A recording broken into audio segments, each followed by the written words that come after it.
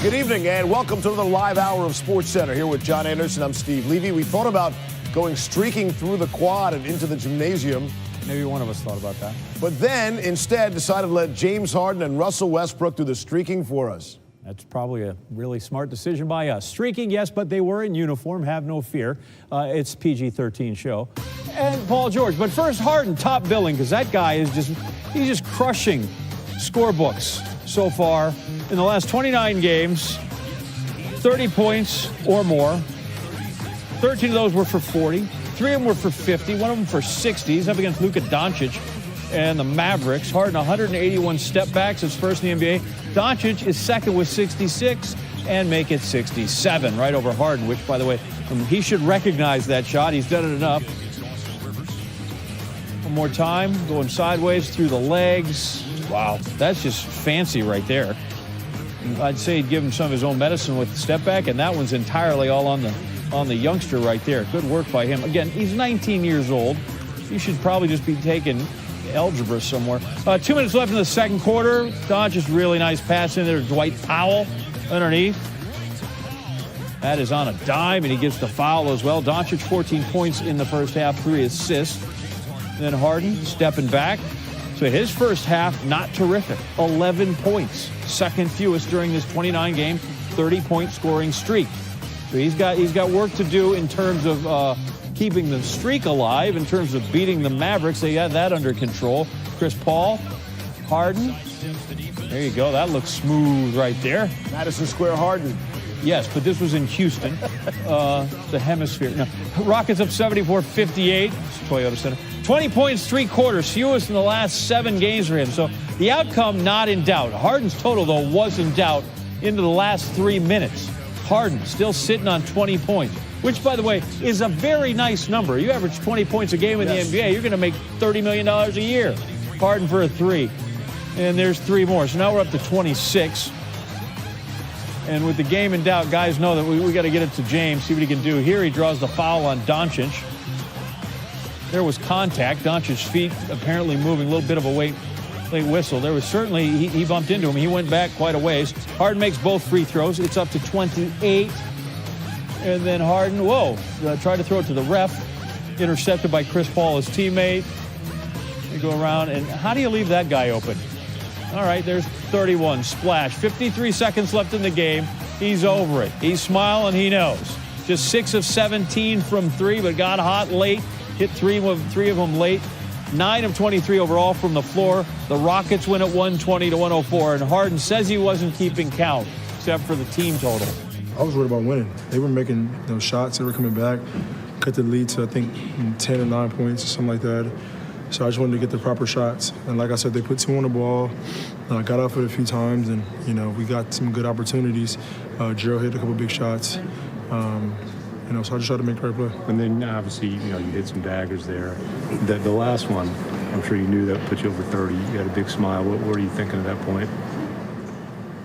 We sealed the game. Did your shoulder start feeling better as you kind of got into it and got warmed up? Not really. It's kind of been the same way. It's going to be like that. But we have one more game before the break, so hopefully I'll rest it and kind of get rehab and treatment and get it stronger. The game was not in doubt, but he was still on the floor. Listen, how many chances are you going to get a chance to do that, right? They have giant scoreboards. Everybody knows how many points everyone has. I'm all right with that. 4th time that Harden has scored 10 or more points in the last 3 minutes of regulation this season, the most in NBA at 11 tonight. Each of those have happened since January 19th. All right, so James got his. What about Russ in triple-double land? Westbrook, along with Paul George and the Thunder, hosting the Blazers tonight. Early on, it was Westbrook to George, step back. It's not a travel, hits the 3. George feeling it early. Late, tied in the third now. Here's George. Oh, the fancy footwork, the moves on Al-Farouq Aminu. George was 3 of 3 from 3 land in the first quarter. George nearly loses there, stays with it down low, gets all 3 Blazers to jump up, and you know what? Patience pays off, kids. Hits the layup. George had 17 in the first quarter. On to the second. Thunder up 17. Welcome Dame to the highlight. Damian Lillard, a drive blocked by Westbrook. We're going the other way. No editing required. Transition, Westbrook to a wide-open Raymond Felton. Felton had 15 at the break in his first game since December the 30th. Westbrook on his way. Might need to pick it up in the assist department to get that triple-double. Fourth quarter. Westbrook at this point needs 5 more helpers to get the triple-double. There's one to Terrence Ferguson. 6 assists, just under 7 minutes to play. Westbrook to George. That's an apple. Westbrook has 7 assists. And later, off the Rodney Hood missed slam, Westbrook to George. The dish there. Westbrook 8 assists. And, oh, by the way, George has 40 points. Westbrook to Deonte Burton. Rattles around and in. Westbrook has 9 assists and 4 minutes to play. He's not going to cut it as close as James Harden. Westbrook to George, nails a 3. And bingo, bango, there it is. Westbrook, 10th consecutive triple-double. As you watch it again, the 10 straight triple-doubles, passes Wilt, sets a new NBA record for the longest streak. But Westbrook wasn't the only Thunder player with a triple-double tonight. George was 1 assist away from his own triple-double. He got it, but it's Russ who's done it 10 straight games. I got some unbelievable teammates, made my job easy. Those guys made my job very easy. It's my job to set the table for them. The fans went crazy. PG, of course, hits its 8-3 to give you that final assist. What did you think of that moment? I mean, it was an unbelievable moment. The fans, the city, for everybody else. And I'm just happy to be a part of it and happy we got to win. To be a part of Russell's history and that 10th straight triple-double, what did it mean to you to knock down that 3? I know you were excited, probably about making it and for him. Man, I'm just excited for Russ. He's the best competitor I've seen, best competitor I've played with. He's one-of-a-kind player. You know, there's no other person that's led in triple-doubles year after year, and he's going on his number 3. So, man, what a player. What a player, what a teammate. So this is rare, and that makes it significant. George and Westbrook, just the 9th pair of teammates to get a triple-double in the same game in NBA history. Happens to be the second time it's happened this season, though. Lonzo and LeBron did it back in December. Before that, hadn't happened since 2007. Vince Carter, Jason Kidd for the Nets.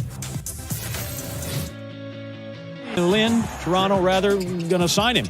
Lynn worked out a buyout for his contract with the Hawks, and then there's some league procedural steps he's got to go through, and then he'll join the Raptors. They need another guard since Fred VanVleet is hurt. They trade a couple of guys away to get Marc Gasol. Lynn averaging 10.7 points, 3.5 assists a game. Raptors working tonight against one of Lynn's many former teams. That would be the Nets. Joe Harris is in the three-point contest. You can work on this in the gym by yourself, or you can get some in-game reps. And there's Harris right there, three-pointer. Got it. A minute later, that was early, it was 5-3. You can go Jarrett Allen. Allen goes, and he gives it three-pointer there. D'Angelo Russell going to feed Harris. 7 three-pointers made in the first half, all unassisted buckets. That's 20 first-half assists. That ties the season high. And they were up by 4 at the half.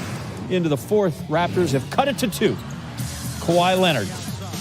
He's going to get everybody all even at 122-122. Again, 7 years ago, we showed you the Lynn shot. The final was 90-87. Russell gets the pass from Karis LeVert, hits the 3 there. Russell had 28 points, 14 assists, all-star quality.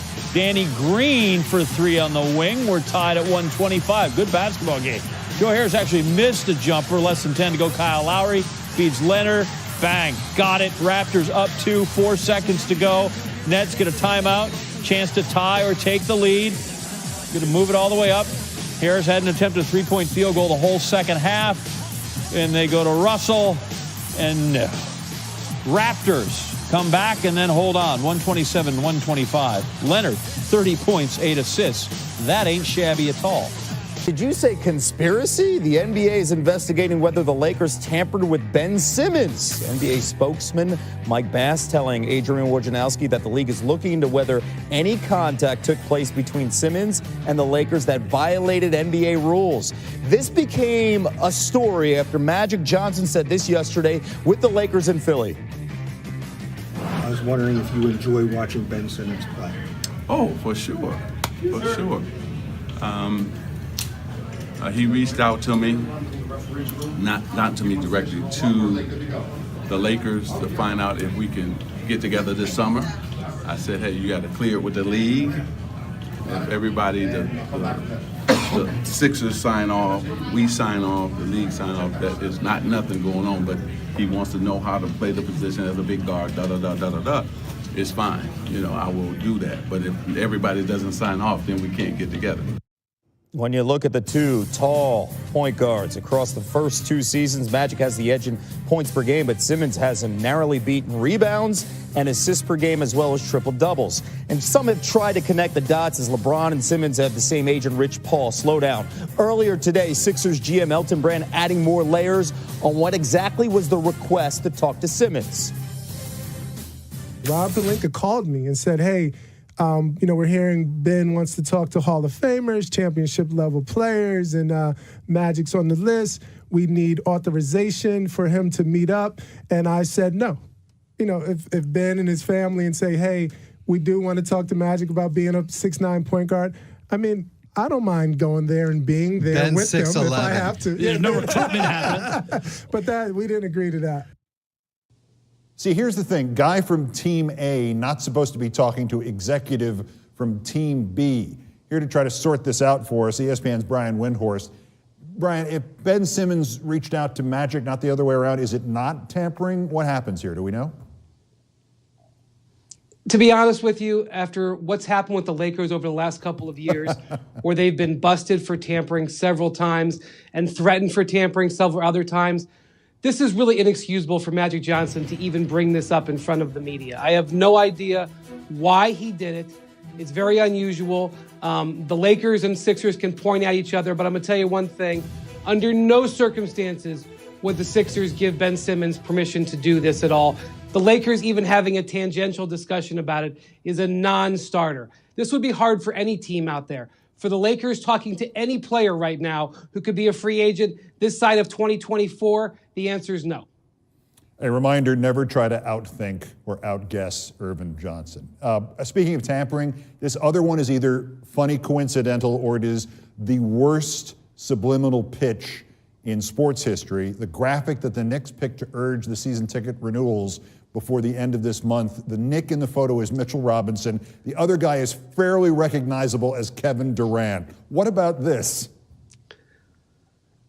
Well, this is unfortunate because the Knicks have taken themselves out of the running for Team Espionage 2019. They had a good opportunity going when they traded and opened 2 salary cap max salary slots, and everybody and their brother knew that they were going after Kevin Durant. But I got to say, if I was in the Knicks season ticket office and I was trying to sell renewals, I'd be having brainstorming sessions all day long on how we could get Kevin Durant in front of our ticket holders, and mission accomplished. And even though they took it down, they got their message across. So maybe in the end, they're the ones smiling. Yeah, it's on the show, isn't it? That'll be on SportsCenter. Brian Windhorst, I guess we ought to put out an image of Kevin Durant as an ESPN announcer. That'll also be fun. Thank you, sir. Perfect, 2027.